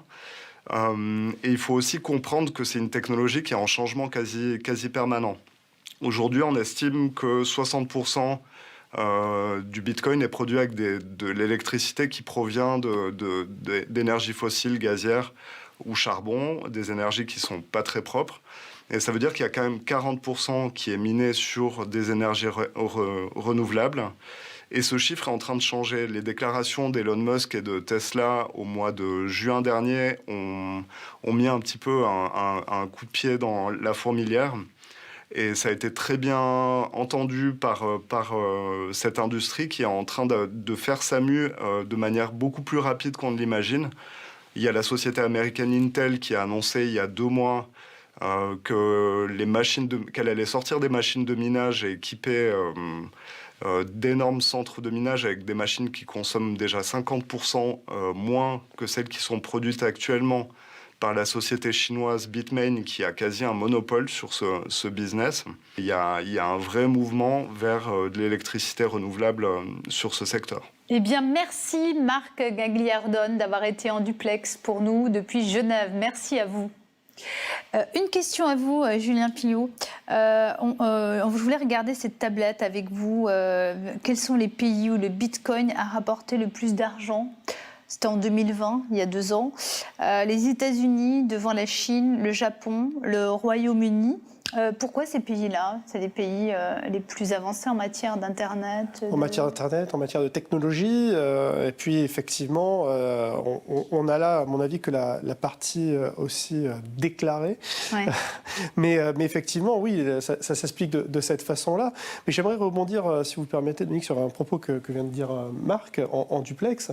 C'est que le Bitcoin et finalement ces fermes de minage ne posent pas un problème uniquement sur la question énergétique. On l'a vu, il faut des complexes énormes en fait, qu'il s'agit d'alimenter en énergie, mais qu'il s'agit d'abord d'équiper en matériel informatique. Ce matériel informatique, encore une fois, ce sont des cartes, ce sont des microprocesseurs, ce sont des objets qui sont dédiés à une puissance de calcul qui ne sert qu'une seule chose, c'est miner du Bitcoin. Et derrière ces cartes, ces microprocesseurs, il y a tout un tas de terres rares qu'il faut aller chercher toujours plus loin, toujours plus profond en terre, et en utilisant des méthodes parfois qui sont vraiment très discutables sur le plan écologique. Donc il y a la partie effectivement énergétique, mais il y a la partie déjà hardware et de construction qui génère beaucoup d'externalités négatives, notamment de pollution. Et encore une fois, pour juste faire une chose, miner du Bitcoin qui reste un cryptoactif à but uniquement spéculatif, dans un univers dans lequel on nous explique qu'il va falloir relancer la production et en toute urgence de centrales nucléaires parce qu'on est en déficit de capacité de production d'énergie. Et pour être indépendant énergétiquement parlant, effectivement. Ouais. Laurence Banin, il y a un autre problème avec le Bitcoin et avec la crypto-monnaie. C'est un peu comme toujours, hein, quand il y a de l'argent, il y a de l'arnaque à la clé. Aujourd'hui, on dit qu'il y a des milliards de Bitcoins qui sont dans la nature, entre les gens qui ont oublié leur mot de passe ou d'autres qui carrément se sont fait arnaquer. Il y a tous ceux qui l'ont vécu de manière ludique et qui s'imaginaient un mot de passe comme ça, un peu d'argent, puis qui ne se sont pas rendus compte que le peu qu'ils avaient investi, qui était déjà une somme peut-être parfois conséquente, eh bien allait grimper aussi vite dans l'échelle de la valeur. Et donc ça, ils l'ont complètement négligé. Et puis d'autres ont tout simplement voulu spéculer avec de l'argent qu'ils avaient plus ou moins eu de manière officielle, on va dire, ou pour pas dire, voilà, dans une sorte de blanchiment. Et on se retrouve aujourd'hui effectivement avec un questionnement d'où provient cet argent. Mais ce qui pose vraiment problème, c'est l'éthique dans tout ça. Parce qu'on a toujours eu une éthique qui est différente de la morale. D'ailleurs, l'éthique, c'est un peu personnel. Et tous ces grands enjeux de société m'amènent à réfléchir, à faire évoluer cette notion d'éthique vers une notion d'éthique collective. Parce que ça engage, on l'a très bien dit ici, non seulement nous, mais les générations à venir. Quel sens va-t-on vouloir donner à ce monde parallèle qui, justement, est consommateur d'énergie et donc peut polluer le monde dans lequel nous vivons, alors que nous avons un monde réel, concret, où il y a des pénuries avec des vivants qui sont dans l'attente de solutions et d'aide. Je parle des vivants parce que je pense qu'il y a aussi les animaux qui ont un droit à la vie et qu'on cite peu dans tous ces discussions parce qu'on pense aux humains. Et donc on a un devoir d'humanité. Il y a Emmanuel Kant qui disait « Agis de telle sorte que tu traites l'humanité comme toi-même ». Là, c'est encore plus d'actualité lorsqu'on pense au métaverse, puisqu'il faut pouvoir penser à traiter les autres bien vivants autour de nous, avec considération. Peut-être qu'on a besoin de réfléchir ces sujets de société parce que ça impacte nos vies, ça impactera les vies à venir, même si dans le métaverse, il y a aussi des choses positives et optimistes à développer aussi. Est-ce que le fait d'interdire le Bitcoin, comme l'ont fait les pays sur cette carte-là, le Maroc, l'Algérie, l'Égypte, la Bolivie, le Népal, le Vietnam, le Bangladesh, est-ce que ça a une utilité ? Est-ce que ça permet d'éviter justement qu'il y ait des milliards de bitcoins qui se promènent dans la nature ? Alors, il y a déjà différents niveaux d'interdiction. Je crois que ce que dit d'ailleurs votre carte, si je l'interprète bien, mais vous pouvez interdire les paiements, les transactions en bitcoin, mais vous pouvez aussi juste interdire les transactions bancaires, voire... Ça, c'est en orange. Alors, le Canada, par exemple, transactions bancaires interdites. Si on part du Chine, plus petit niveau d'interdiction, c'est juste bloquer les transactions en bitcoin. Vous avez un niveau intermédiaire où on interdit les transactions bancaires, les transactions interbancaires en bitcoin, et puis vous pouvez le rendre complètement illégal. Alors, effectivement, plus vous allez monter dans la gradation de ces interdictions, plus ça va compliquer un petit peu la vie aux personnes physiques et morales qui voudraient éventuellement détenir du bitcoin et en faire tout un tas d'activités licites comme illicites d'ailleurs. Donc oui, les interdictions c'est bien parce que ça envoie un signal, mais dans les faits, ceux qui ont les moyens d'échapper à cette interdiction trouvent les moyens. Les réseaux criminels, de toute façon, encore une fois, c'est une constante historique. Le voleur a toujours de l'avance sur les gendarmes. Exactement. Leur principale qualité, c'est de pouvoir s'adapter. Julien Pillot, Laurence Banin, vous restez avec moi. L'art se met aussi au numérique. Le marché du crypto-art est très spéculatif. Et pour rassurer les collectionneurs contre le risque de copie, les œuvres numériques se vendent sous forme de NFT, des jetons non fongibles. Alors pour tout comprendre, je vous propose de regarder le reportage de Nabi Alexandre Chartier pour Radio-Canada. La vie de l'artiste numérique Alexis Lafontaine a basculé récemment. Ses œuvres virtuelles se sont vendues en ligne pour plus de 600 000 $. Des sculptures numériques inspirées par ses peurs. Je les ai vraiment mis de l'avant, puis ironiquement, ça a comme changé ma vie, 180 degrés. Il fait du crypto-art. Ça semble compliqué, mais expliquons-le simplement. Ses œuvres sont liées à un certificat d'authenticité numérique appelé NFT. Et ce certificat vaut son pesant d'or. Il est sur un réseau public ultra sécurisé qui garantit la propriété, la rareté et la valeur d'une œuvre, même intangible. De plus en plus, quand il y a un artiste qui sort des œuvres sur cette plateforme-là, ça génère quand même des gros chiffres, puis généralement, c'est souvent dans les centaines de milliers de dollars. L'engouement est planétaire. La maison d'enchères Christie's a fracassé un record en vendant le certificat NFT d'une œuvre numérique de l'Américain Beeple pour 69 millions de dollars. L'artiste Grimes a vendu des œuvres totalisant 6 millions de dollars en quelques heures à peine. Les galeries en ligne se multiplient, permettant une reconnaissance bien méritée, selon Alexis. C'est pas un bouton puis tout est fait. C'est plusieurs heures de travail acharné puis des années de travail à développer une certaine technique, un certain style. C'est pas aussi tangible qu'une peinture, par exemple, mais c'est quand même là. L'artiste Alicia Reynaud vend et collectionne du crypto-art. Il y a un sentiment indescriptible d'être le propriétaire d'une œuvre, de la seule et unique œuvre. Il y a des gens pour qui c'est plus un investissement, par exemple, parce qu'il y a une prise de valeur. Cette technologie modifie la façon de collectionner, mais aussi le lien entre artistes et collectionneurs. On a tendance à plus partager avec les collecteurs parce qu'on a un lien direct avec eux qui se fait à travers les réseaux sociaux puis les plateformes. Il y a des collectionneurs qui sont très fiers de leur galerie et construisent des espèces de lieux virtuels dans lesquels ils peuvent présenter leur collection et appellent même ça des musées. Donc, ils veulent contester un petit peu le statut du musée traditionnel. Le crypto-art se démocratise et devient de moins en moins cryptique. Retour sur le plateau d'Objectif Monde, Laurence Vanin, Julien Pillot, merci d'être toujours avec nous. Je vous propose de partir pour Montréal où on va retrouver Naby Alexandre Chartier. Alors Naby Alexandre, est-ce que le crypto-art va remplacer l'art traditionnel ? Vaste question. Remplacer, probablement pas, mais être complémentaire, sûrement, au même titre que Facebook n'a pas enlevé l'utilité d'avoir des cercles d'amis en chair et en os. Au même titre, on pourra avoir des collections d'œuvres en virtuel et des œuvres aussi physiques. Ce qu'il faut comprendre avec les NFT, avec les jetons non fongibles, c'est que c'est une façon, un certificat d'authenticité infalsifiable qui permet de garantir que l'œuvre numérique que l'on a achetée est vraiment unique et irreproduisible. Et on sait que c'est ça qui crée la valeur en art. Ce qu'on veut, c'est pouvoir authentifier une œuvre d'art, savoir qu'elle est unique et qu'elle peut donc être ainsi revendue et prendre de la valeur. C'est ce que permet les NFT. Donc, ça va peut-être amener un nouveau type de collectionneurs qui vont pouvoir s'intéresser à des collections d'art numériques, débarrasser des contraintes physiques, d'avoir à entreposer des œuvres ou encore de devoir les conserver sur la longue durée, puisque tout ça se passe en ligne. On observe aussi, pour ce qui est de la portion métavers, si on veut, l'apparition aussi de galeries en ligne, où c'est possible, avec des casques de réalité virtuelle, entre autres, d'aller visiter des musées, de découvrir des œuvres comme si on y était. On va revenir vers vous, Naby Alexandre. Julien Pillot, les NFT, on peut dire que c'est le dernier avatar du métavers, hein ? Le dernier avatar du métaverse, oui et non, parce que l'utilisation du NFT dépasse le seul cadre du métavers. Mais effectivement, le NFT va être une partie vraiment très importante, j'oserais même dire consubstantielle, de la monétisation de beaucoup de choses dans le métavers.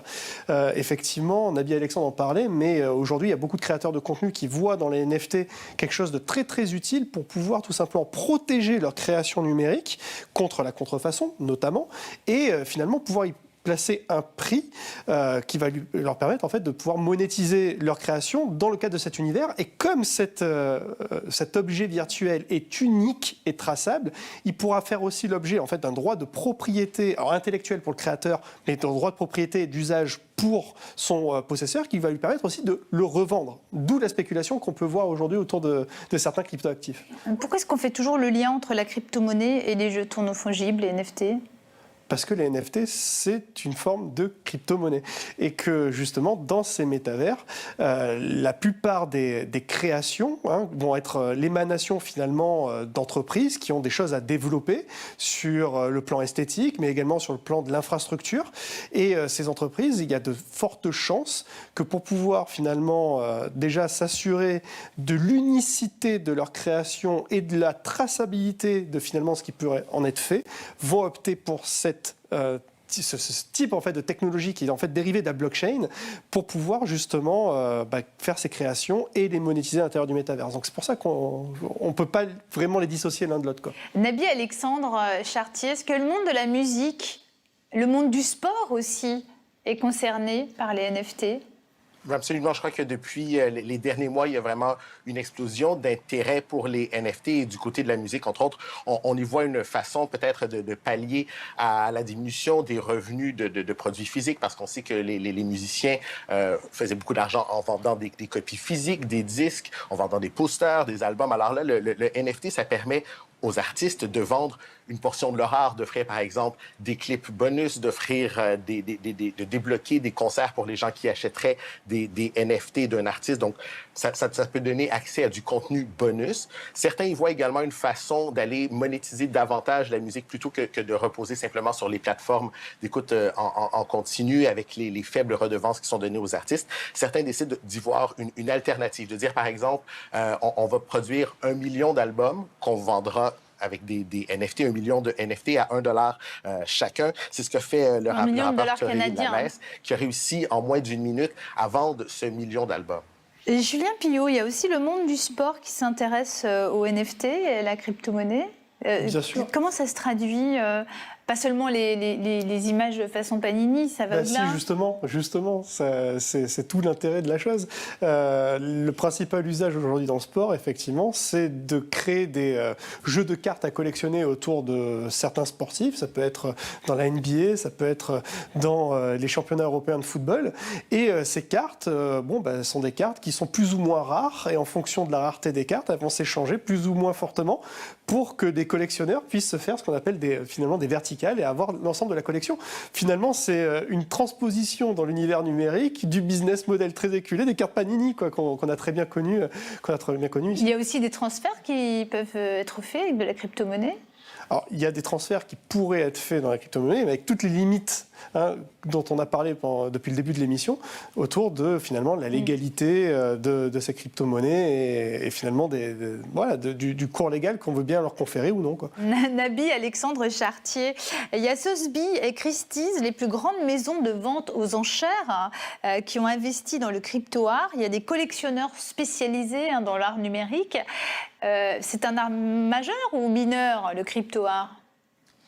Le crypto-art, ça dépend vers quoi il pointe. Donc, ça dépend, il peut y avoir des choses très, très banales, des espèces de petits gifs avec, entre autres, les singes qui sont très populaires, où on peut les voir un peu comme des cartes Pokémon ou des choses à collectionner, mais on peut aussi les lier à des œuvres, à des œuvres plus complètes. Ça dépend un peu de ce que l'on en fait. Et je pense que c'est pas étonnant que les grands encanteurs se tournent vers ce nouveau marché, parce qu'il y a de l'argent à faire, parce que les montants évoluent rapidement, peuvent être vertigineux, donc il y a de l'argent à faire.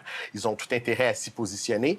Et ça permet aussi d'aller recruter de nouveaux acheteurs potentiels, des gens qui ne seraient peut-être pas allés dans les encans traditionnels et qui, là, peut-être, avec leur fortune amassée dans le monde virtuel ou avec de la crypto-monnaie, peuvent avoir envie de se constituer des collections d'œuvres virtuelles. Laurence Vannin, comment expliquer que des personnes investissent autant d'argent sur des œuvres numériques, et puis est-ce que ça ne fait pas finalement évoluer le statut de l'art? C'est encore de l'art numérique? Alors complètement, on peut se poser la question, parce que quand on regarde dès l'Antiquité, l'art c'était une technique. Et on se rend compte qu'aujourd'hui, l'art, puisqu'il faut user des outils numériques pour pouvoir le produire, c'est une technique. Et on va plus loin, on cherche de l'esthétisme. Pourquoi? Parce que c'est une logique. Si dans le monde réel, on est sensible à des beautés, on veut les reproduire dans le métaverse. En même temps, peut se poser la question, quelle est la valeur de ce patrimoine immatériel? Parce qu'on entre dans un patrimoine immatériel impalpable, au même titre que les odeurs, les saveurs, etc. Donc il va falloir donner une qualité et une équivalence financière à tout ça. Et puis surtout, on se rend compte qu'on est bien loin de nos grands artistes peintres qu'on voyait éclairés à la bougie pour faire des fresques. On peut penser à Michel-Ange, on peut penser à bien d'autres qui étaient nourris par des mécènes et dont la reconnaissance n'était pas faite de leur vivant. On est passé après, bien sûr, on a quitté les beaux-arts pour l'art contemporain, qui nous a amené à de l'art qui était de l'art conceptuel pour moi, carré blanc sur fond blanc, donc on entrait dans une autre dimension. Et là, la magie, entre guillemets, des intelligences artificielles, de cette vision toujours dans le musée, mais un musée numérique transposé dans un autre monde, eh bien, forcément, ça fascine. Et puis, ça donne envie de donner du sens et de la valeur à l'éphémère. Parce qu'on se rend compte que finalement, qu'on soit dans un monde ou dans un autre, les hommes ont peut-être besoin de cette relation à la beauté, à quelque chose qui est dans l'ordre de l'impalpable mais qui fascine. Et on a envie de contempler quelque chose ou d'entendre quelque chose qui vient encore nous émouvoir. Et justement, si ce monde-ci ne nous émeut plus puisqu'on veut partir dans le métaverse, est-ce que justement, on ne va pas rencontrer dans cet autre monde des réalités impalpables qui donneront du sens à des émotions vertigineuses autrement que par l'expérience immersive d'un show en parachute ou de choses complètement folles qu'on pourrait tenter, qu'on n'aimerait peut-être pas tenter en ayant, comment dire, à les vivre pleinement et réellement avec le vide en dessous. Mais quelque part, on se dit, voilà, on a besoin d'une émotion, on a besoin de se sentir vivre au carrefour entre la raison et la passion, et peut-être qu'on peut vivre de nouvelles émotions dans ce métaverse avec cet art qui, encore une fois, est un art de l'éphémère, mais on peut dire que la beauté répond toujours à des critères qui sont finalement tout le temps en cours de changement et de mutation. Le beau d'autrefois ne correspond peut-être pas au beau d'aujourd'hui. Donc ben voilà, c'est rassurant de voir que les hommes finalement ont aussi à l'esprit de s'émouvoir dans un autre monde par des réalités qui sont de l'ordre de l'impalpable au sens premier du terme. Naby Alexandre Chartier, comment est-ce que vous expliquez l'explosion du phénomène des NFT? On l'a dit, le domaine du sport, le domaine de l'art sont extrêmement concernés, mais pas que, il y a aussi le monde de l'habillement, des grandes marques. C'est que je crois que c'est un nouveau marché qui se développe, puis un peu comme dans cette espèce de Far West nouveau. Certains y voient une opportunité de faire de l'argent rapidement. Puis c'est le propre des artistes aussi d'aller investir ces nouveaux terrains de jeu, d'essayer de trouver une façon de trouver du sens, comme disait votre invité, dans ce monde numérique. C'est le rôle des artistes aussi. Et ça permet d'avoir un contact différent aussi avec les collectionneurs, un contact plus direct peut-être que lorsque l'on passe par les galeries débarrassées de certains intermédiaires.